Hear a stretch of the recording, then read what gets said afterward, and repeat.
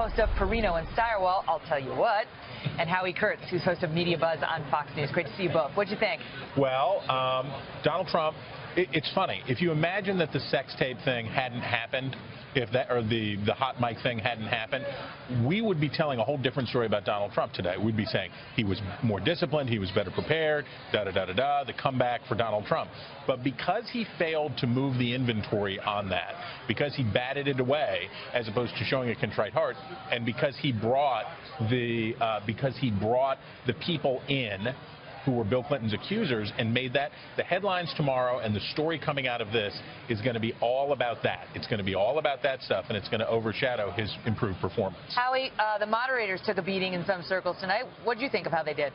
I thought they were more aggressive with Donald Trump than with Hillary Clinton, particularly when Martha Raddatz started debating Donald Trump about Syria policy. She is an expert on that. Look, I thought Donald Trump got off to a rocky start before the debate with this sort of strange press conference with Paula Jones and other Bill Clinton accusers. I thought he had some tough moments in that searingly personal first half hour when he strangely pivoted from just locker room talk to beheading of ISIS, and then said, by the way, Hillary should be in jail. Like, I'm going to be strong. He's maintained this all the time, that his attacks on people prove how strong he is. Right, but after that, Megan, he seemed to find his rhythm. Hillary was a little bit more on the defensive as the conversation turned more to her record. And by the end of it, I think he battled back to a draw. When you consider the sheer media hell that Donald Trump has been through in the last 48 hours, that has to be considered at least a moral victory. You know, I don't know if he considers it hell. He had a quote over the weekend to the Washington Post saying, you know, it's called life. You know, Right. things happen. It's called life, which is actually kind of a nice 30,000-foot perspective from somebody who's under fire, Right. handling it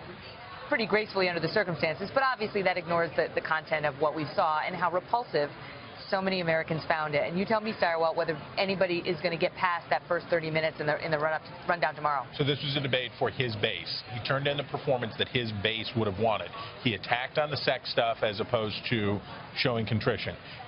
He focused on issues that they were into. But I want to tell you that right near where we are here in suburban St. Louis, the voters who he needs are right here. There's suburban white people with college degrees who have been reticent to support Trump. He didn't give them anything tonight. He gave his base a nice, happy feeling. If you like Donald Trump, this was a primary debate performance, not so much a general election debate performance. And to that point, here's just a little bit of the anger that we captured on tape tonight. Watch.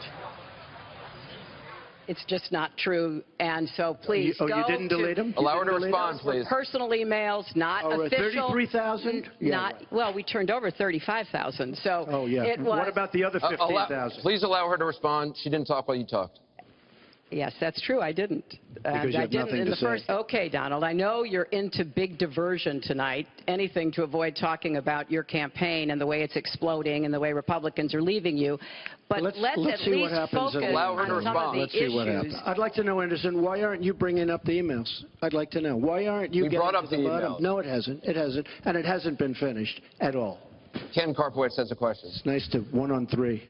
Howie, what'd you make of that? It was Trump attacking Hillary, deflecting Hillary, going back at him, and expanding the, oh, you don't only respect women, you've been attacking blacks and Latinos and Muslims and the disabled, all of which pleases her base. I agree with Chris. I don't know that Donald Trump brought a lot of new voters into the tent, but he was much more aggressive. And here's the thing. Many top Republicans have been bailing on this guy. He needed to convey a sense that he's stabilizing his campaign. He might have done that since he did gain strength in the last hour. Depends how many people stayed up for the whole thing, Megan. Right. Yeah, he's got to do addition. That's all about addition, as Stuart Stevens keeps saying. Guys, great to see you both.